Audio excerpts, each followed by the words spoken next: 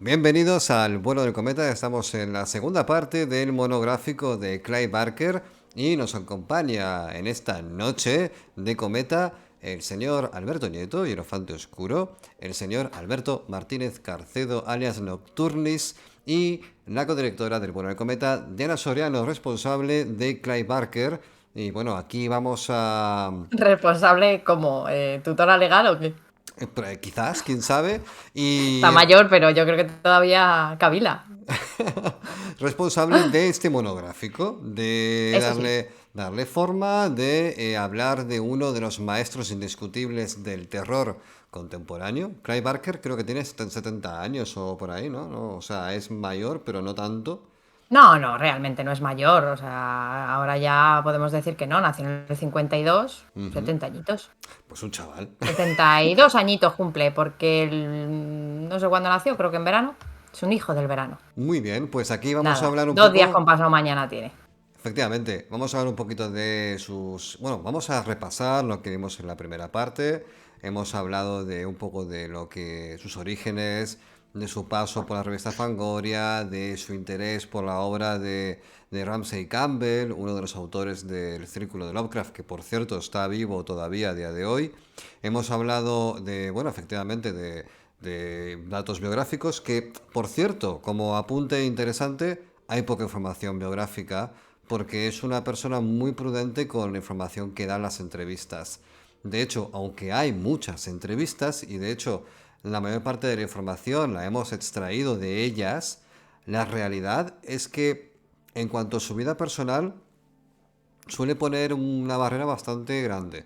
Entonces, bueno, no tenemos datos escabrosos Bueno, sobre su vida, pero sí no. opiniones muy firmes sobre muchos aspectos. No, Por pero porque yo ejemplo, creo que ha tenido en general, y yo creo que con esto podemos dar por cerrado su vida personal. En general, él ha sido una persona muy tranquila. Ha tenido, o sea, aunque es homosexual y fue homosexual en la época de mayor, podríamos decir, estigma de la homosexualidad, y ha tenido grandes amigos que murieron por el SIDA. No ha sido una persona que se haya destacado por ser escandalosamente célebre. sí. Entonces, él está casado, su marido es un hombre negro. Ujú.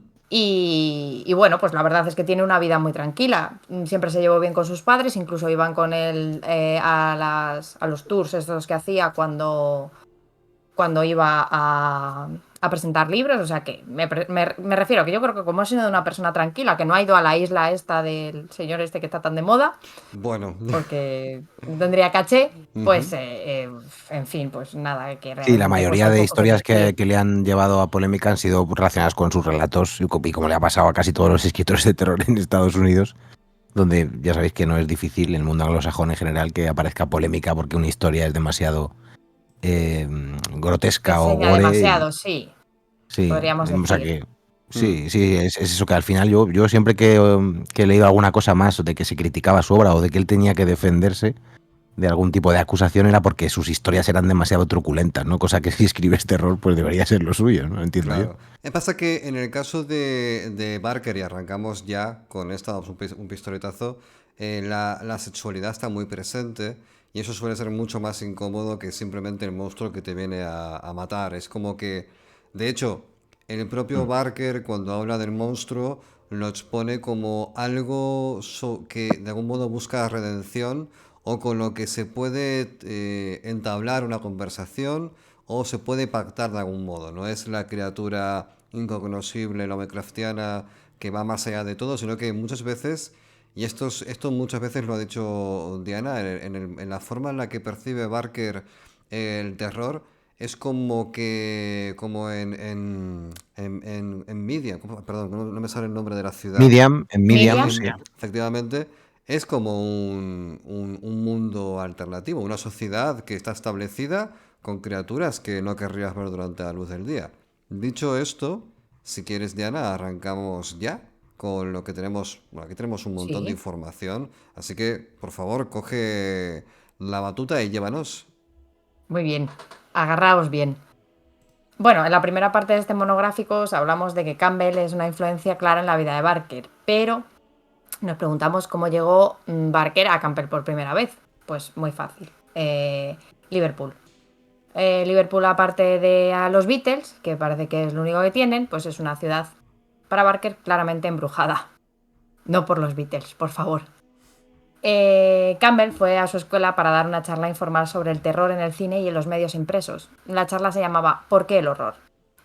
Barker tenía clarísima la respuesta a esta pregunta. De hecho, en una de las entrevistas de las que extrajimos esta información, él mismo responde: ¿y por qué no?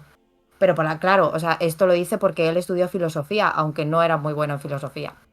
La cuestión es que Campbell fue muy amable, muy cordial, con un tono tranquilo y agradable de profe de instituto. Y bueno, pues eso nos casa muy bien con una persona a la que te quieres parecer.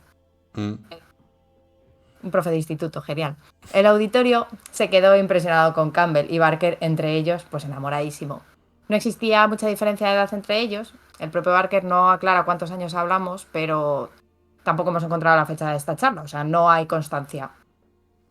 Pero Barker se sentía que todavía estaba en las minas de sal de la educación pública, mientras que Ramsay ya estaba ganándose la vida como un escritor de lo que Barker más amaba, que era el terror. Quiero hacer un inciso aquí.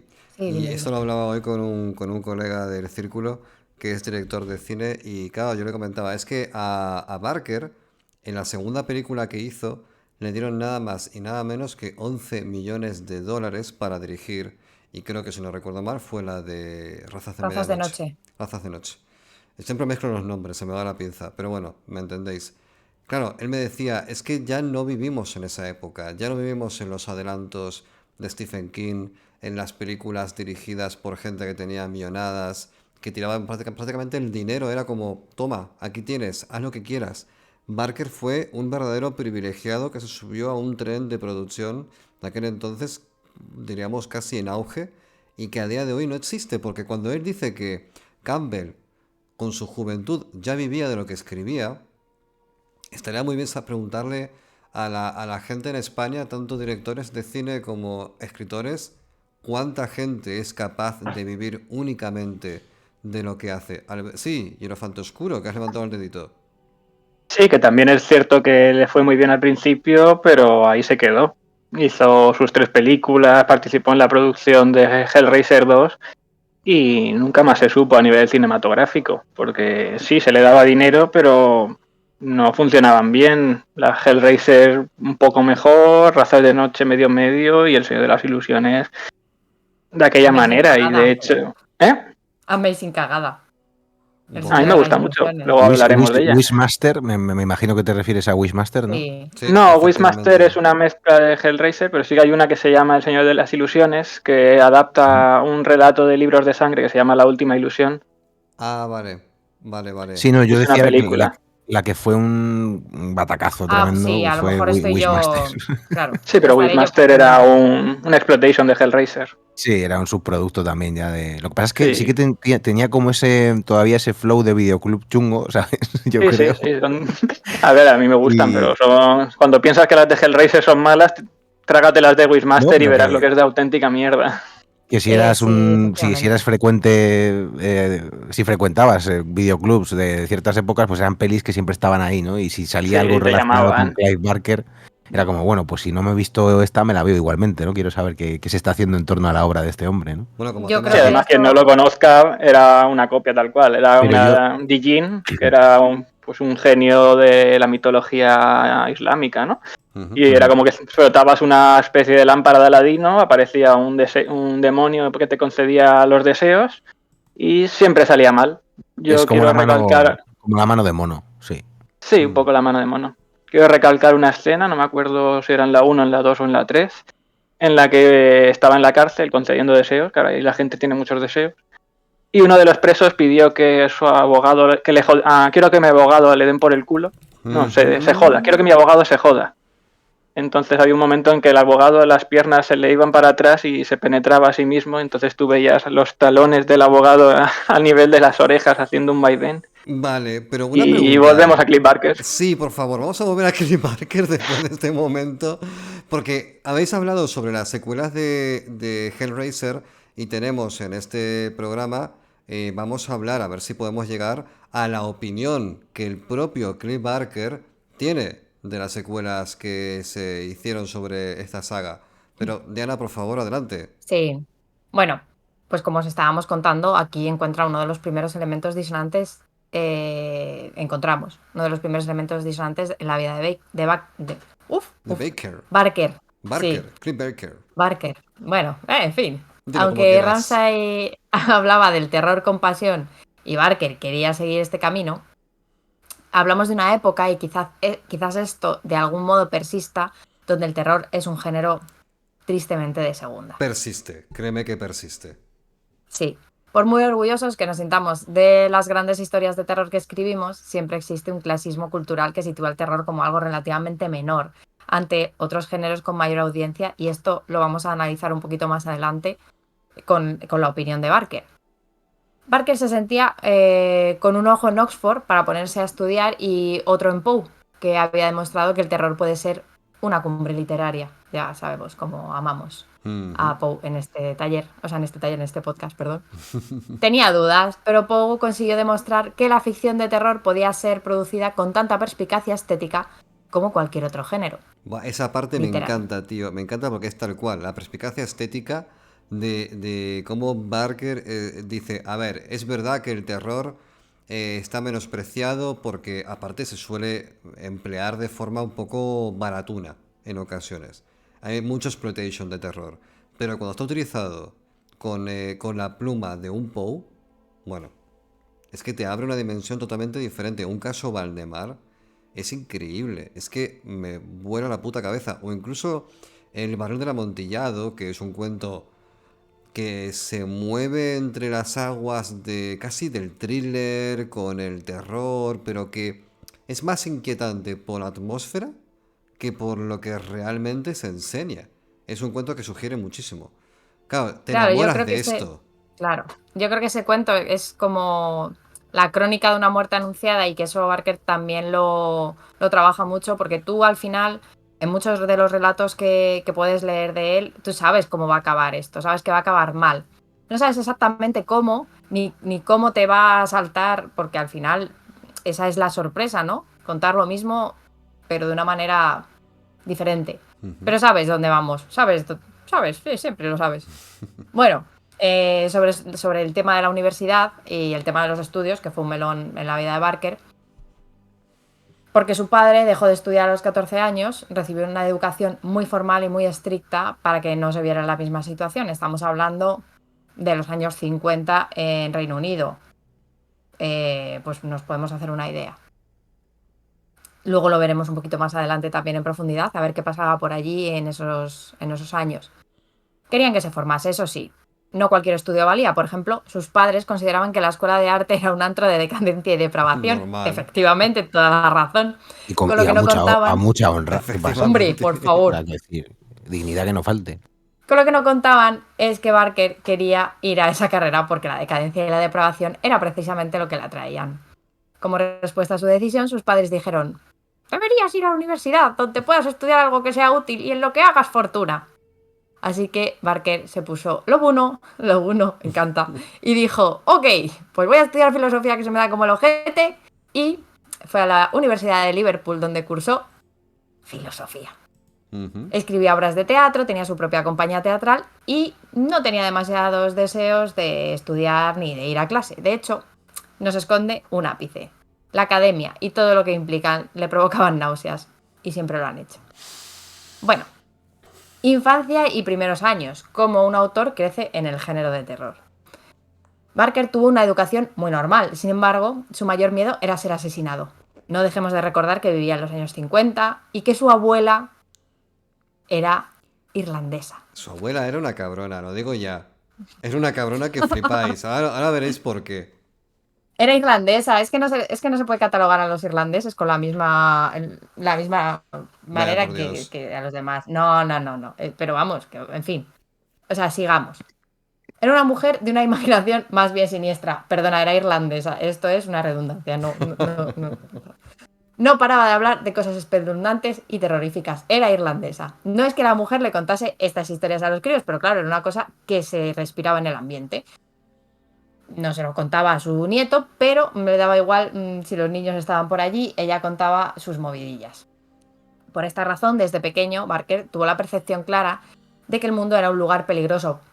Bueno, Reino Unido años 50. Tenía la impresión de que la gente moría asesinada en todas partes a todas horas. Esto puede parecer una hipérbole, pero cuando es tu abuela la que cuenta esas historias, Te lo crees, ¿verdad? claro, tendemos a darle crédito. Por si no fuera bastante, cuando Barker tenía 10 años, un chaval que vivía a 2 puertas de él, un vecinito de 15 años, que además tenía fama de matón, acabó siendo enjuiciado por asesinato. Esto reforzó la idea de Barker de que el asesinato es una práctica que tocaba la vida de todo el mundo. Tiene la dicotomía de tener 2 Europas en su sangre, la irlandesa y la italiana. Y además vivía en Reino Unido, es que, en fin. Y en ambas Europas se tenía por costumbre contar historias siniestras de narices. O sea, ninguna envidia Italia a Irlanda. Su madre, que era de ascendencia italiana, tenía una imaginación poderosa. Era una narradora brutal. Es algo que Barker tiene en común con Anne Rice, a quien le dedicaremos un monográfico en Sí, algún por momento. favor, lo tengo a medias. Es que se parece mucho la historia No quiero mirar a de... nadie. Se parece mucho la historia de Anne Rice a la de Clive Barker en algunos puntos. Aunque Anne Rice sí que vivió ese Luisiana, ese gótico Sí, sureño, también, me ¿eh? flipa la cabeza, pero también venían de un trasfondo muy católico, si no recuerdo mal, irlandés también. Una cosa muy chupacirios, muy recalcitrante, muy de crucifijo en la cabecera de la cama. Y Anne Muy Rice, de cacharrito de agua bendita con un Cristo en la puerta para según te sí, entras santiguarte. pero también Eso en Irlanda. con una madre que te contaba unas historias que flipas. Una madre que le desarrolló a Anne Rice un interés por contar historias brutal y que se ve igual en Clive Barker. De hecho, ya he perdido la cuenta de la cantidad de escritores y escritoras que han entrado en el mundo literario porque sus madres les contaban Eran unas hijas cuentos. de... Ah, No, vale. no, eso no. Bueno, pero por muy buena narradora que fuera su madre, la realidad es que cuando la abuela paterna se ponía a hablar de cómo era enterrada la gente y otros detalles funerarios, toda la atención de Barker se centraba en ella. En palabras del propio Barker, la casa de su abuela era un lugar donde los relojes hacían tic-tac. Era un sitio oscuro y tranquilo y siempre pudo imaginársela sentada junto al fuego contando historias terribles. No me extraña porque la mujer vivió hasta los 97 años. Si me dices que esto es la intro del cuentacuentos, no hay ninguna diferencia, ¿eh? Me falta el perro ahí y ya está. Tal cual, Uf, ¿eh? las abuelas siniestras que esconden terribles secretos en las enaguas. No, pero es que la abuela típica te dice, es que se ha muerto no sé quién, y se ha muerto no sé... Y todo el tiempo con la muerte en la boca, pues está igual. Así que claro, Esa es mi madre. Esa es mi madre. Mi Uy. madre era la que me contaba que Tripas de Palahniuk había ocurrido de verdad. Bueno, es verdad. Sí, sí. Sí, sí. Mi madre decía, no os acerquéis. Teníamos una piscina en la parcela. No os acerquéis al subidero, que a un niño le pasó esto. Y te decías, madre, eso es una historia. Y Chuck Eso es un Palahniuk relato. tomando notas, Sí, ¿verdad? sí, sí, Bueno. total. Ahí estaba detrás de un seto, Chuck Palahniuk. Vale. Bueno, profundamente sensible. Barker, de algún modo sincero y morboso, dice que le encantaría poder narrar algo vivencial que fuera muy terrible. Pero su vida fue, en líneas generales, bastante amable. Sus mascotas vivieron hasta la vejez, ningún pariente murió en circunstancias perturbadoras. Podríamos decir que lo más dramático que le pasó fue la pura banalidad de crecer en un pueblo que no tenía nada demasiado interesante. Ni los Beatles. De los Al margen de Beatles. las historias terroríficas de su abuela paterna, su infancia fue muy agradable en términos creativos. La madre de Barker se empeñaba en que él leyera, además, le permitía explorar la biblioteca sin problemas. Ya sabéis que por aquel entonces nadie tenía censura. Bueno, una En palabras cosa. de... El tema este de las bibliotecas es un melón, porque hace poco... Ese ya regresamos, perdón, es que me parece muy interesante. Pero yo lo lanzo como pregunta, tanto para vosotros como para la gente que está ahora en el chat, en el Twitch de Novembre Nocturno, como para la gente de eBots, que dejen los comentarios. No hace falta que justifiquéis ni argumentéis ni nada, simplemente dad vuestra opinión. ¿Pensáis que todos los libros deberían poder ser leídos a cualquier edad, Alberto Nieto? Yo creo que sí, porque tú en cuanto empiezas un libro ya sabes si te va a enganchar, si te va a aportar o no. Tú mismo ves si sintonizas con él o no, y luego puede que en unos años le puedas dar una segunda oportunidad. Vale. Nocturnis, ¿tú qué opinas? Pero ¿te refieres al tema de censurarlo en según por edades? No, no me refiero tanto a censurarlo, sino al hecho de que a lo mejor si tienes un libro con un contenido que puede ser complejo por tema Ah, político, por tema racial, por tema sexual, por tema de violencia, que con el libro, o sea, con el cine está muy establecido, con el videojuego también, porque con el Claro, porque el videojuego, cine es un consumo más fácil, pero al final claro. un libro te implica una implicación, aunque sea redundante decirlo. Entonces es raro que, pues, que un chaval pajillero se lea el Marqués de Sade por gusto, porque Bueno, hay que echarle muchas ganas. pero podrías llegar a fragmentos del Marqués de Sade, de cualquiera de ellos. Sí, Y puedes llegar, pero bueno, y vale. vamos, creo que en eso somos muy singulares. Es que la complejidad, o sea, a mí lo de estandarizar la cultura me parece muy complicado. A veces se intenta, pero con poco éxito. En mi opinión, que yo creo que al final hay chavales que a los 14 años les puede interesar un libro que a la generalidad de su generación pues no le interese tanto y sin embargo pues a un grupo determinado de chavales si les gusta. O sea, quiero decir, a mí eso me parece muy complicado de hacer, por eso prefiero que siempre esté accesible todo para todos. No es raro tampoco decir que los libros que se nos daban en el instituto para leer eran demasiado pesados o densos, a lo mejor hay gente que le gustaban más, que le gustaban menos. No lo sé, yo creo que es muy complicado. En mi opinión, mientras estén accesibles, que es lo ideal, ya cada uno luego, como decía Alberto, va eligiendo lo que le va gustando, ¿no? Diana, Yo en este caso creo que algo sí que habría que tener control, porque muchas veces a mí me ha pasado y uno de los comentarios más comunes de mi madre cuando yo era, pues, era adolescente o a lo mejor un poco menos de adolescente, era, es que claro, ¿cómo vas a dormir? O ¿cómo no vas a tener pesadillas? O con las cosas que lees, ¿no? Entonces mi madre siempre le ha achacado a eso. Y yo creo que si eres lo suficientemente maduro como para entender y quedarte, debes leerlo. Es verdad que te pueden impactar, pero como pasa con los libros, que yo creo que no pasa con las películas, con los libros tú eres capaz de regular hasta dónde quieres que te lleguen. O sea, es verdad que con las películas también te puede pasar, porque a mí me ha pasado. Yo me acuerdo de ver El Lago Azul de pequeña y había escenas de contenido sexual o bueno, erótico muy grandes y yo no me daba cuenta ujú, de esas cosas. Yo lo veía con mis padres, me acuerdo de verlas luego de mayor y decir, pasan me voy. cositas, sí. Claro, ¿sabes? Cuando están ahí comiéndose el melón, todo muy erótico festivo. ujú. Pero también me acuerdo de haber leído ciertas cosas que mi cabeza no podía procesar y de dejar el libro. Me pasó, bueno, me pasó y esto ya era yo un poquito más mayor, pero cuando yo me acuerdo que cuando leí Los Pilares de la Tierra, llegué a un punto en el que había una violación y yo no pude soportarlo. Yo no sé si a lo mejor tenía 17 o 18 años. Cerré el libro, lo dejé encima iba en un viaje, lo dejé encima del salpicadero y dije, ya volveré cuando sea capaz de asumir esto. Entonces, creo que hay que enseñar a los niños más autorregulación y esperar que ellos sean capaces de, bueno, pues de baremar si continúan o si tienen que dejarlo un ratito estar. Vale, yo voy a decir dos cositas y continuamos. La primera es que la lectura, el mundo literario de por sí ya es lo bastante precario y complicado de conseguir llegar como lector, o sea, captar una nueva camada de lectores como para poner barreras.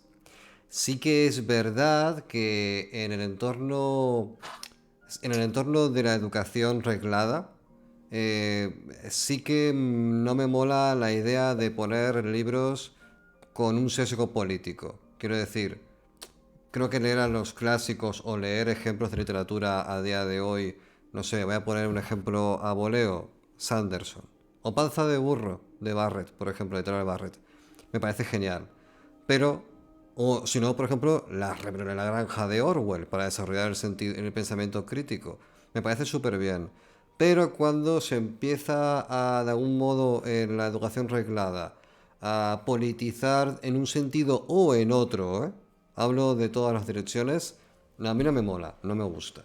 Creo que la literatura no es eso, es otra cosa.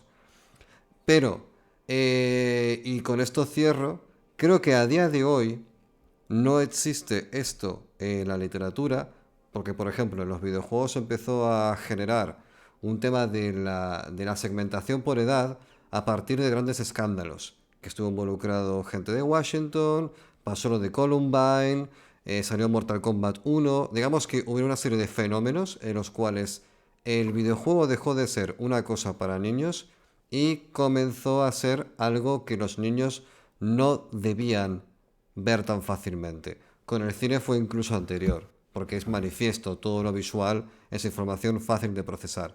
Con el libro no ha pasado, porque sencillamente la industria creo que no es lo bastante fuerte como para que se produzca un levantamiento en esa dirección. Nocturnis. Sí, ahora precisamente porque estamos en un periodo un poco extraño, sí que está pasando algo curioso en Estados Unidos y es que por lo que se ve en algunos estados que tienen un gobierno más conservador, como os podéis imaginar, están circulando listas de libros que deben ser censurados en las escuelas. Algunos de ellos son libros que has mencionado tú, ¿no? Desde, no sé, 1984 o Rebelión en la Granja hasta Un Mundo Feliz, ¿no? Y luego ya pasando por libros pues que simplemente tienen escenas un poco... Bueno, a donde quiero ir es a que estos libros, sin saber muy bien de dónde sale esta idea de censurarlos, también en otros estados están en las escaparates de las librerías como libros censurados en tal sitio, ¿no? Con lo cual les da como un plus de posibilidad de venta, ¿no? Para cierto público. O sea, al final llegamos a un punto en el que, en mi opinión, que por concluir, es absurdo intentar regular esto de alguna manera porque al final, como dices tú, Álvaro, acabas cayendo en un espectro ideológico absurdo. Y dicen incluso que alguna de estas listas de libros censurados nace de grupos de padres de cierto espectro político que compartían listas sin saber muy bien por qué algunos libros estaban siendo censurados. Luego se les preguntaba por qué y la gente ni siquiera los había leído. Simplemente se habían compartido en una especie de PDF abyecto en el que alguien había puesto Pero es que los esto libros que le caían mal, suele ¿no? ser el típico grupito de lampa del cole que está promovida por alguien que tiene una ideología X muy acérrima y ese que mueva a todos los demás. Suele ser de esa manera. Y Elefante Oscuro, ¿vas a comentar algo? Sí, que es curioso que no ha pasado con los libros, pero sí que ha pasado siempre con los cómics. Ya comentamos en algún momento el caso de la editorial EC, y con los cómics sí que ha habido siempre una censura, pero creo que es un poco como con los videojuegos, porque era algo que se pensaba que los niños podían una cultura para niños que se consideraba que no había que echarle un ojo y no había que estar encima, y de repente se vio que Que no se es podían cena. hacer cosas más turbias, sí. Y nada, volvemos cuando quieras. Dianita, vamos Eh, a continuar, por Muy bien. favor. Nocturnis, ¿qué vas a Sí, comentar? quería aprovechar para ligarlo con Barker, porque justo él habló de este tema de la censura bastantes veces, ¿no? Precisamente porque le pasó. Y de hecho, no sé si recordáis que en Hellraiser, perdón, en Razas de Noche aparece nuestro querido David Cronenberg, que es un súper clásico. Y él, hablando de la censura, se escandalizaba, ¿no? Diciendo algo así, cito textualmente: la ficción de horror puede hablar de la muerte, de la ansiedad y el erotismo de una manera que no se puede trabajar desde el naturalismo o el realismo. Hellraiser fue censurada en Canadá en la época de su estreno, allá rondando los 90, y unos 20 segundos del metraje final fueron retirados de la película en Estados Unidos.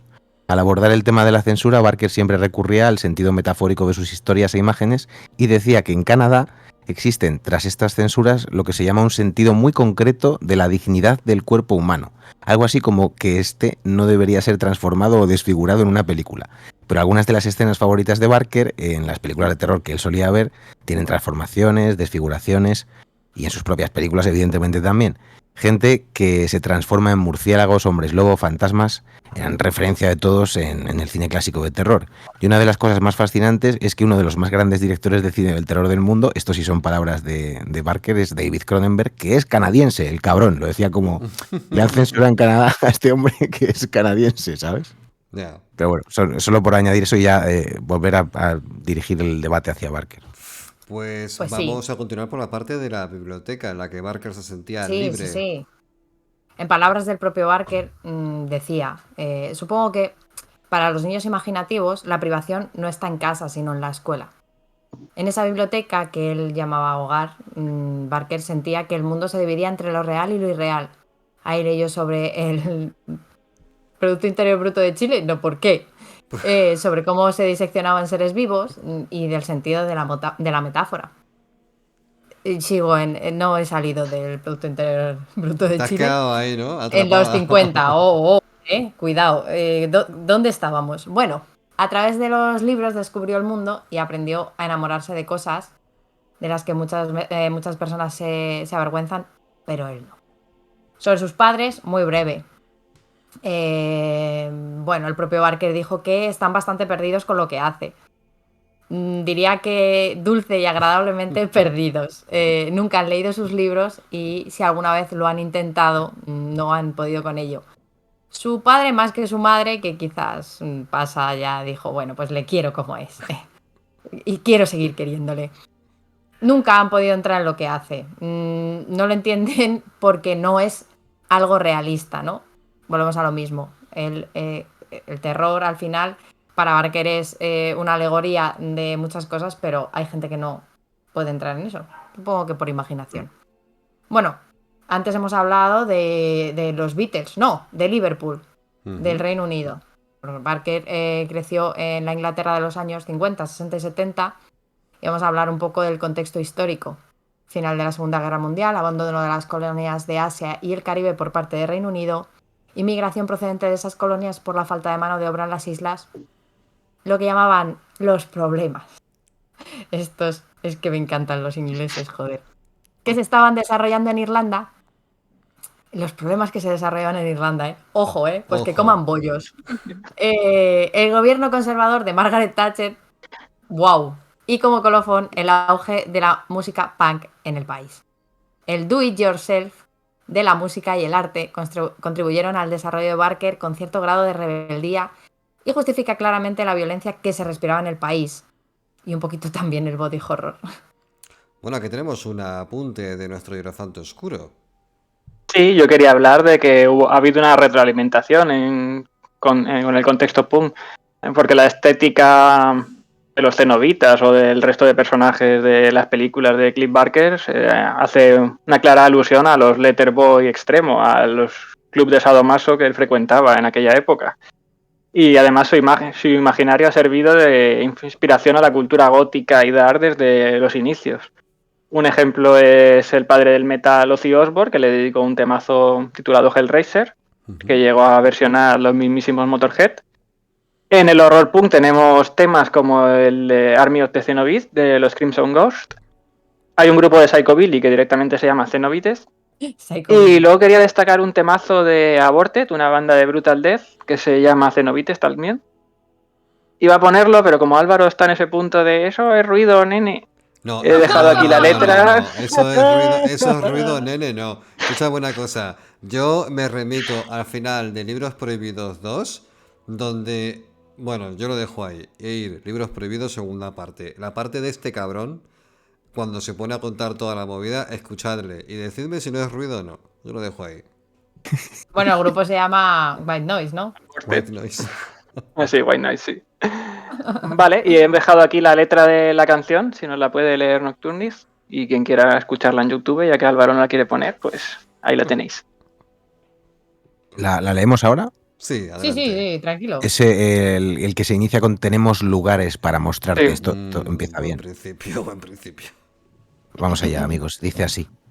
Tenemos lugares para mostrarte. Un viaje por los abismos del infierno. Como artistas pintando sobre el lienzo, trabajamos con tu carne.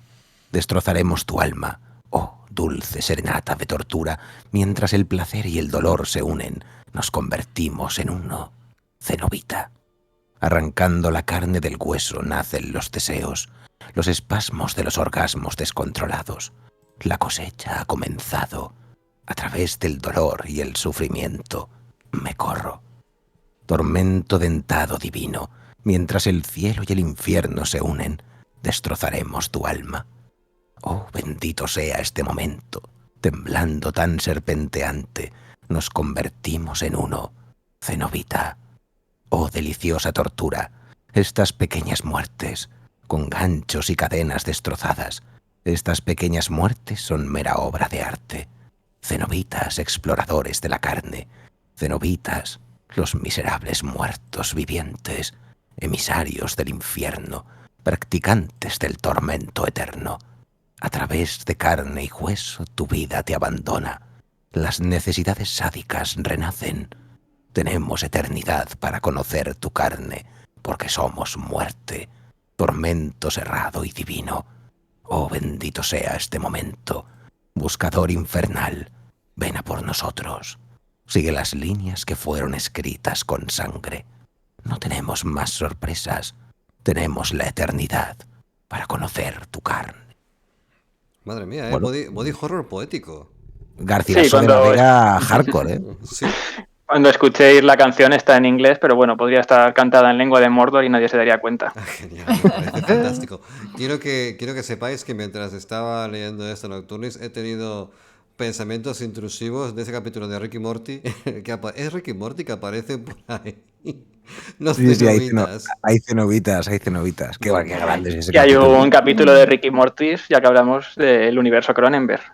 ¿Ah, sí? Mm. No me acuerdo, Sí. tío. Hay uno entero que es del universo Cronenberg. No recuerdo ahora mismo la temporada ni el capítulo, pero bueno, Ahí Ahí está. Bueno. Buscando buen momento también. para recordarlo. Pues, querida Diana Soriano, ¿dónde estamos? Bueno, como ya lo comentaremos cuando hablemos de Hellraiser, pero los cenobitas son la orden de la incisión y quiero que sepáis que hay más órdenes aparte de esa. Oh, Me refiero que hay más espera. tipos de cenobitas. O sea que Cenobitas es la solo una cosmogo- raza. Ah, en la cosmogonía dentro del mundo de Hellraiser. Bueno, mundo. Está todo Sí. conectado, ¿verdad? Razas de noche, con estos, con Sí, los... sí, sí, el mundo es común. vale. Yo creo que a todos los niveles el mundo es común. Los cenobitas viven en el infierno, se les llama a través de diferentes maneras, pero vamos, son solo una de las órdenes de cenobitas que sirven a la orden de la incisión. Al Sí, Leviatán, ¿no? Hay como un Entidarks ahí en su El plano que está ahí. El Leviatán es bueno, cuando hablemos de los Evangelios Escarlata, que está mucho más claro porque es donde se explica toda la cosmología y cómo funciona el infierno debajo de nosotros, vaya. Es un lugar que hay ahí, como ellos... Voy a hacer una pregunta. ¿Tú te lo has acabado? ¿O lo Sí, explica a mitad? Es que me quedé por la mitad. ¿Vale la pena acabárselo entonces? vale mucho la pena acabárselo. Vale, Para mí vale la pena Detalla acabárselo. eso bastante bien. Vale, Sí. pues venga. Toda la cosmogonía del infierno, pero también Sí, es, sí. A ver, es duro no porque sé, las tanto como partes... valer la pena. A ver, las partes... Hay A cosas que ver, preferiría haberme quedado con la duda, porque cuando empiezan a claro, a hablarte ver. de las revoluciones que están haciendo los proletarios demonios porque ha subido la carne humana en los mercados, A ver, hay cosas que depende de lo prefiero. depende de lo fan que seas, eso siempre pasa. Pero hay partes que son muy buenas. Cuando te está explicando dónde vive Pinhead, que por cierto es un apodo y le sienta bastante mal que le llamen así. Ujú. Sí, él no se llama así. Es que los Él nombres de es, los cenobitas es lo más cutre del mundo. sí, él es un El de sacerdote. Hellraiser Claro, 3 que pero tiene CDs incrustados se llama CD y hay uno que se llama el cenobita gordo, tal cual. no es real, o sea, no es real. En ningún momento en el libro de Hellraiser se les llama por esos nombres. No tienen nombre. Pero en los Evangelios Escarlata sí que aparece el nombre. Claro, Y pero cuando luego sí que aparecían los nombres en los créditos o cuando te comprabas las figuras sí que te ponía el Claro, sí, nombre. pero eso ya es a nivel figuras, no en los libros. En los libros, ya más adelante se le pone como apodo lo de Pinhead, pero en el libro original no. Una No se les pregunta. nombra. Una pregunta. Es que Clay Barker siempre representa diferentes formas de abismo. El abismo de Midian o el abismo de esta peña, los cenobitas. Pero en algún Es que momento... Miriam está en esta realidad, no es otra realidad. Bueno, pero no deja de ser como una fosa de demonios o de criaturas de la noche. ¿Nunca representa nada celestial? ¿Nunca hay contrapartida Sí, luminosa? sí. Sí. En Demonio del libro salen los ángeles. Ah, vale. Bueno, Diana ha puesto cara de no he llegado a ese punto del libro, lo no siento. llega a ese punto del libro, pero a cualquier cosa le llamamos ángeles, efectivamente. Lo bueno para mí del universo de Clive Barker es que no hay buenos. Vale. O sea, es que los ángeles son casi peores que los demonios. Vale, pero eso también pasa en The Darkness, me parece. O no sé, o en Spawn. No me acuerdo que el En cielo... Sí, Spawn, en Spawn. en En Spawn Spawn estaba Ángela. Sí, sí, pero bueno, Y Ángela las sí que es demás verdad que es una cazadores. especie de Valkyria que está ahí, es que no sé, es un poco crossover. Ya. A mí no me parece un ángel, bueno, es un ángel del Antiguo Testamento, sí. Un ángel de espada vengadora O sea, bañada de fuego, Peña sí. complicada de gestionar. Hombre, es que ser los primeros nacidos, pues siempre tiene su cosilla, ¿no? Buah, me has dejado unas ganas de leerme Los Evangelios Escarlata, que es tremenda mierda de libro. Vale, que no. Tranquilo, se te pasa enseguida. No, pero es verdad que en general las novelas de Clive Barker tienen dos cosas. Uno, que se leen súper fácil, Ujú. son muy ligeritas de leer y no son muy largas. O sea, Eh, Los Evangelios es larguita, ¿eh? no bueno, son muy largas. El gran espectáculo secreto y ya. mágica, sortilegio. Sí. Ya, bueno. A ver, no quiero. Una cosa, Digo las que a mí me importan. Ya, ya, ya, las buenas. No quiero parecer irrespetuoso, porque es un monográfico de Barker y todo lo que hace Barker, o casi todo, me interesa bastante. Pero es que justamente lo último que sacó fue el Evangelio Escarlata, que lo cogí con unas ganas que flipáis, y lo empecé a leer y no entendí nada porque me parecía un libro muy inconexo. Era casi como fanservice. Era una cosa muy Yo estoy rara. convencido de que lo es. Fanservice puro y duro, ¿verdad? Pero bueno, me ha interesado la parte de la casa de Pinhead. Eso, ahí quiero llegar yo. A ver cómo vive el colega. No sé en qué página empieza, pero empezaré por ahí. Bueno, te lo busco. Ánimo. Te lo busco Ánimo. si quieres. Vale, pues Mira, voy a empezar a grabarte audios para que te los pongas en el coche. me parece fantástico. Bueno, vamos a Estilo. empezar con una parte, eso, muy interesante. Vamos a empezar con el estilo. Bueno, que Barker era una persona excepcional, creo que está fuera de duda. Y que no era alguien con demasiado interés por el ruido y las pasiones que se movían, que movían a los demás adolescentes, ya nos ha quedado claro. Era un ratoncillo de biblioteca. Pero de la biblioteca mal. Ya sabemos lo que se hacía en los pasillos de la biblioteca, total, no había nadie.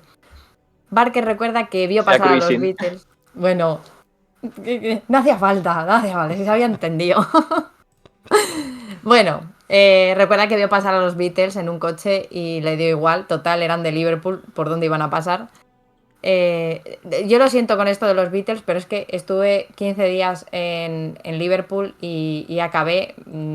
O sea, yo antes pasaba de los Beatles, pero es que acabé odiándoles a muerte. Es que era por Yo todas los odio partes. también. Hasta había un hotel en los que estaba su cara. Ya, hombre, Eran, claro. pero un Hay hotel que. con unos ventanucos como feos de grandes y las caras de los Beatles, que yo decía, señores, totalmente innecesario. Mm. Bueno, también veía continuamente a los fans de los Beatles emular la portada del álbum en el que estaban los 4 Beatles cruzando y también le daba igual, él nunca se hizo la foto. Muy identificada con Barker, me siento. No era algo que le atrajera, no se sentía en contacto con esa realidad. Además, no perdamos de vista que Barker es inglés. Para él era relativamente normal todo aquello. Sin embargo, creemos que algo hizo clic cuando fue a ver una obra de teatro de Peter Pan. Desde ese momento en el que fue a ver la representación por la Royal Shakespeare Company, como si fuera un espectáculo de Navidad, él brotó. Es de las cosas que le conmueven y que definitivamente lo han marcado creativamente. La disparidad entre lo terrorífico y lo fantástico. No olvidemos que Peter Pan al final era un señor que no quería crecer y secuestraba niños. De generar emociones extrañamente maravillosas a través de lo más terrible y oscuro. Esto creo que es clave, es definitorio. Para mí esto es lo que más define a Clive Barker. La capacidad de generar un sense of wonder en lo más profundo del abismo. O sea, de incluso de hacer que de algún modo incluso parezca bonito, como la escena de Razas de Noche de cuando zumban. Están ahí, dale que te pego, y la tía es Creo que es, grotesca. creo que es la escena... ¿con quién dices? En la Aquí, peli. En la bueno, peli. yo en la peli. Claro. Yo es que tengo marcada a fuego una de las escenas, creo que para mí, más románticas que he leído jamás, que es cuando eh, Lori va a buscar a Bone a la cárcel y le dice que le da igual que sea un monstruo, que le da todo igual, que ella le quiere, bla, bla, bla, y te estás follando un muerto. ¡Maravilloso! Es la escena más romántica del cine y algún día la tendré que reproducir. No sé a qué muerto me voy a arrimar. Bueno, Vale, bueno, vamos a continuar. bueno. Barker es un gran escritor de relatos. De los 11 libros que ha escrito, 6 han sido colecciones de cuentos. Describe los cuentos como pequeñas aventuras amorosas y una novela más como un matrimonio. Aunque esta analogía no es suya, es de Norman Mailer. Hay que estar muy comprometido con algo para dedicarle 13 horas al día durante 18 meses. Compara la trama con una ciudad y necesita elevarse sobre ella para ver dónde llevan sus calles. Todo en sus libros está en imágenes. Él dice que no es capaz de comprender de otra manera. Cuando él está plasmando una escena es porque antes se la ha imaginado como una foto, como una imagen, ¿no? Como un fotograma de una película o incluso como un cuadro, porque él también es un artista visual, también pinta. Sí, pinta, dibuja. Bueno, tiene un perfil en ArtStation. Por cierto, si buscáis Clive Barker en ArtStation o en DeviantArt, no me acuerdo, vais a ver buena parte de sus obras. Es muy interesante, es muy conceptual. No esperéis nada muy, ¿cómo decirlo? No es hiperrealista, ¿vale? Pero sobre el tema del estilo, hay una cosa que me mola bastante y es que él mismo en algún momento lo dice, ¿no? Yo escribo al día 13 horas, me dedico en cuerpo y alma a esto, es mi profesión, mi trabajo, pero él dice, yo no soy tan prolífico como Stephen King u otros autores que también ha visto por ahí, pero suele ser tener mejor velocidad de producción que otros que son muy de prosa. Él es muy arquitecto de sus obras, pero se deja llevar en ocasiones. Todo lo opuesto a Stephen King, que es dejarse llevar sin ningún tipo de plan. En ese sentido, por eso creo que también no es tan prolífico en obra larga, porque Claro, yo creo ese que es mucho más concreto es mucho que más Stephen King. concreto, bastante más. Sí, De hecho, me atrevería a decir hasta cierto modo que no sé si es más icónico, creo que es más fácil de identificar algunos conceptos autorales de Clive Barker, es más específico que de Stephen King. Stephen King es mucho más disperso. Tiene sí, mucho. qué duda cabe que al final a Barker le podemos encuadrar fácilmente. Tú sabes cuando una novela es de Barker, aunque no te ponga el nombre, porque sobre todo creo que lo que más llama la atención de él, o lo que más podríamos decir, en lo que más podríamos poner el foco, es que es un transgresor de Hmm. tabúes. Él no tiene ningún problema. Hay cosas que a Stephen King le da vergüenza escribir sobre ellas.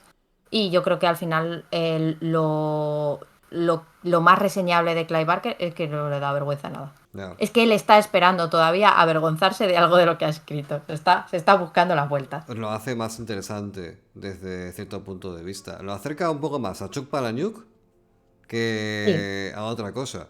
claro, pero con el componente fantástico Mm. que a mí de Chuck Palahniuk no me llama, o sea, no lo tiene. Como no lo tiene, no se lo compro. Es mucho más realista Chuck Palahniuk y me parece mucho más plausible y no me lo empaqueta tan bien.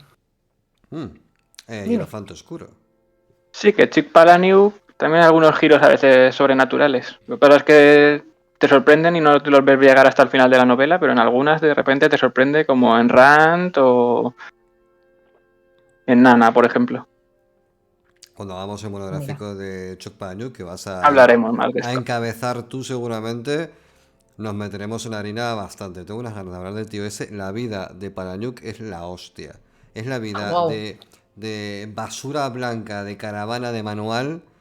Bueno, al día de hoy no. A día de hoy ya es un tío consagrado y exitoso, pero de dónde viene, agüita, ¿eh? Sí, sí, todas sus experiencias, todo lo que escribes, como solo le puede pasar a él. Eso le puede pasar a Chuck. Bueno, vamos a seguir hablando de monstruos. Vamos. No dejamos a Chuck atrás. Bueno, sobre sus monstruos. Es cierto que la mayor parte de las novelas, las películas, esto lo hemos hablado un poco antes, las tramas de terror, nos hacen mirar desde el punto de vista contrario al monstruo. Los personajes principales quieren echarlo, anularlo. Es extraño, antinatural, peligroso y muchas veces, en el caso de nuestro queridísimo Lovecraft, incluso es marginal. Este no es el estilo de Barker, claramente, que abiertamente ha hecho las paces con el monstruo. O sea, él ama al monstruo y hace que lo ames tú también, porque, bueno, en fin. Podemos ser muy fans de Pennywise, pero creo que la gente tiene más sueños húmedos con Pinhead. Bueno, de sus relatos no es posible exorcizar al monstruo, pues es parte de la textura y del funcionamiento interno del... Dime. No, nada. Simplemente por destacar que el monstruo siempre se ha utilizado a veces en el cine de terror como una metáfora a veces de la homosexualidad o de cosas reprimidas del propio hombre. Un claro ejemplo es Jekyll y Hyde. Entonces yo creo que por eso Cliff Barker se afana tanto en abrazar al monstruo. Era una forma de decir al mundo, sí, vamos a respetar lo que sea distinto, vamos a abrirnos a este tipo de opciones sexuales. Sí. Estábamos en una época que todo estaba bastante,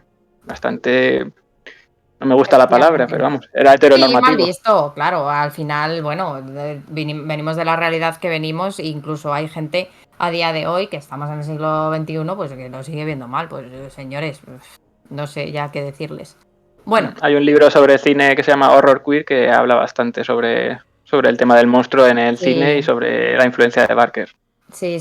Creo que esto lo hemos visto en otros, con otros autores, pero es totalmente cierto. Como al final, a lo mejor en el cine es más difícil, porque lo dice el propio Barker, que es difícil transgredir la sangre y las vísceras, pero cuando lo presentas en un formato relato, es más fácil ver la alegoría y se ve más claramente. Igual cuando tú ves por primera vez Hellraiser, pues sí, el señor Cotton busca el placer, pero al final es como una pincelada de color sobre la trama de la película, que no es lo que pasa en el libro. En el libro está muy marcado esa necesidad de ese hombre de tener más de la vida. Bueno, de sus relatos, como decíamos, pues no es posible exorcizar al monstruo porque es parte de la textura, del funcionamiento, y al contrario de lo que pasa con las novelas de Stephen King, en las que al final, pues no sé, It, por ejemplo, ¿no? Ya que venía el caso, se puede expulsar al ser extraño y continuar viviendo con nuestros traumas como antes de que los monstruos aparecieran. En el caso de Clive Barker no, porque nosotros, y esto era lo que decía Alberto, nosotros somos el monstruo. Nos enamoramos de él, vivimos con él y lo incorporamos a nuestra vida después de luchar contra él absurdamente, porque somos nosotros. Nada vuelve a la normalidad en las novelas de Barker.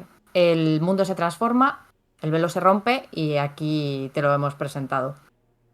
Bueno, se define a sí mismo escribiendo un nuevo gótico, abordando problemas como la enfermedad, la pérdida de los seres queridos y la muerte, y disfrutando perversamente de ello. En las historias de terror, los protagonistas no quieren entender al monstruo, no quieren relacionarse, solo quieren acabar con ellos. Acabar con esa parte de ellos mismos que ven representados en los monstruos. O son una amenaza al statu quo, claro. Si está este monstruo aquí, pues el mundo deja de ser... Es el apocalipsis, el mundo conocido.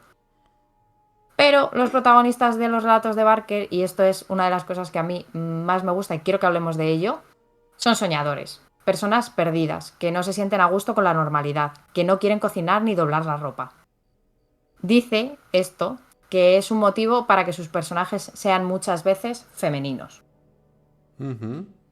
¿Qué opináis? Yo no tengo opinión al respecto de esto. Creo que no tengo opinión. Prefiero que comenten los demás. Y si entiendo lo que queréis decir, me sumo. Vale. De los personajes, a ver. Son más bien poco interesantes. No me puedes decir eso, no me puedes decir eso. No, yo iba a decir que yo creo que él lo ha dicho muchas veces, que él cree que estamos como en una especie de crisis de la humanidad, en la época en la que le toca vivir, en la que ya algunas reglas que se habían impuesto por cuestiones religiosas, morales o políticas sociales ya desaparecen, ¿no? Gracias también a la ciencia y a la propia filosofía, que de alguna manera destruye una parte de sí misma en la que esas normas que no tenían tanto sentido ya no se pueden imponer, ¿no? Entonces hay unas revoluciones personales, individuales, sexuales, Yo ahí no sé decirte, Diana, en toda su obra, porque yo no he leído todo de Barker, pero yo sobre todo, que soy muy fan de sus relatos cortos, a mí, al contrario de lo que opina el Hierofante, sí que me parece que en muy pocas páginas, lo que no sé si define tanto personajes, pero sí relaciones humanas muy reales, dentro de un mundo en el que pasan cosas jodidísimas, ¿no? Muy reales, sí, es cierto. Y ese juego, esa química que se crea entre la fantasía absoluta del universo que te plantea, muchas veces terrorífica también, y esas relaciones humanas tan pasionales, tan auténticas, a mí me parece que es una bomba para cualquier lector que se sintiera identificada precisamente con ese cambio generacional en el que ya estábamos en otro mundo, ¿no? Y que existe una crisis real de la identidad, de lo que somos o de hacia dónde vamos, porque ya no hay nada a lo que aferrarse que realmente tenga peso, ¿no? O sea que ahí me parece que ponernos en esa especie de cuerda floja es muy interesante a través de la fantasía y del terror, como hace Barker. Efectivamente, yo creo que los personajes son... Bueno, yo creo que es lo que ha dicho Alberto. En muy pocas páginas los personajes están muy bien definidos. Me pongo en el caso de el relato de Jacqueline S, Últimas Voluntades, donde precisamente, luego hablaremos un poco más, pero precisamente la protagonista es una mujer, es una mujer a la que todo el mundo ve. A ver, yo no os estoy hablando de ahora, del año 2024, yo os estoy hablando de cuando fue escrito este relato en 1980, donde se veía a la mujer como un ser débil, como alguien a utilizar, donde si no seguías el rol establecido no servías, donde era muy fácil, bueno, ahora ya me seguís, ¿no? Donde era muy fácil que si reclamabas tus derechos, que si te ponías en tu sitio, que si ponías límites, eras una histérica, una loca, no venías bien, que tenías que complacer, todos esos rollos con los que cargan las mujeres para ser buenas mujeres y que creo que a día de hoy todavía están un poco presentes. Pero cada uno que lo piense como quiera, pero que ella no quiere, es una mujer poderosa en otros ámbitos, no porque tenga dinero, no porque tenga, sino porque es capaz de controlar la carne, la suya y la de los demás. Entonces, esa señora te convierte en una cajita así, en un tris, y pues no la cabres, porque tiene muy malas pulgas. A No te ver, la juegues. claro, No dirás por que otro casi lado- todos. Dime. Sí, no dirás que casi todos los protagonistas de los relatos es gente, protagonistas nihilistas, que lo tienen, que están pasados de todo. Hellraiser, por ejemplo, es difícil decir quién es el personaje, pero Julia es una señora que está aburrida en su casa y decide follar con viejos para matarlos y alimentar a un cacho de carne que un día fue su amante. Bueno, a ver, Julia lo hace por amor. Amor, no es alguien a quien ame, es No, alguien a bueno, quien se es folló muy a alguien... gusto y se lo quiere volver a follar. Claro, pero bueno, tampoco muy a gusto. O sea, me En refiero el tren de la carne de medianoche también es un tío que de repente un día en el metro le pasan cosas y Claro. decide alimentar a seres que viven en el fondo de la Bueno, es que tierra, yo creo de los que cuales no sabía nada hasta antes de coger el este tren. tampoco tiene mucha opción, pero en las colinas, las ciudades, yo creo que al final son gente pues que se encuentra un poco con el problema, pero que no dejan de ser gente excepcional. No tanto como los protagonistas de Stephen King. Pero hay un relato que ahora mismo no recuerdo cómo se llama, que es un hombre que se transforma y ese hombre es, bueno, al final solo es una persona un poco perdida. En el relato El que se transforma, el que hay una. El de la el de la Madonna, por piscina. ejemplo, también. El de la Sí, piscina, el de sí. la piscina, el de Luz de Estrellas, que no me acuerdo cómo se llama. Ese sí, ese Sí, es un caso de nihilismo total. Pero en el de el terror, este que abre la cripta, sí. una mujer abre una cripta. Sí, están todos un poco pasados, pero yo creo que porque no encajan en el mundo, necesitan más, ven más allá, no son personas. No es un hobbit que está en su casa contento y de repente viene un mago a llamar a la puerta y le pica No, el es gente que gusanillo su vida se porque, la pela y no le aporta nada y claro, prefieren pues es gente que dedicarse está a o que alimentar a está, seres en un tren de claro, la carne de la medianoche. pero bueno, eso yo creo que es coyuntural. ¿A quién no le ha pasado?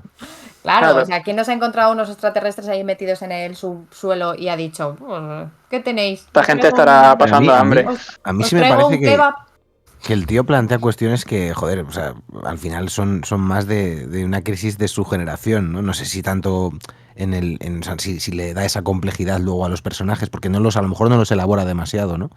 Pero sí que existe como ese trasfondo social que sí que explora mucho más, por ejemplo, Stephen King, ¿no? Que Barker a lo mejor se la suda un poco porque él se lo quiere llevar todo ya al extremo desde el principio, ¿no? En cuanto puede, te mete de repente un cenobita en la habitación y a tomar por culo cualquier otra cosa, ¿no? Pero claro, ahí es lo que está explorando, entiendo que desde lo que él pretendía mostrar hasta lo que yo creo que sí que está presente en su libro son esas metáforas extremas, ¿no? De lo que decías tú también, Alberto, y yo creo que también lo que dice Diana, ¿no? Por un lado puede ser una revolución personal, por otro lado puede ser a lo mejor más un hastío vital, que sí que creo que es generacional, ¿no? En el que ya no sabes a qué atenerte. Venimos, ¿no? de la generación punk, acaba de decirlo. Sí. Efectivamente. Bueno, hemos hecho la hora de programa. Yo acabaría aquí porque aparte estamos a las puertas de varios temas. Voy a enumerar lo que viene para la tercera parte de este monográfico de Clive Barker. Vamos a hablar un poco más sobre esos personajes, si Diana lo considera oportuno, sobre la sexualidad en la obra de Barker. Haremos un repaso de los tropos principales de su obra.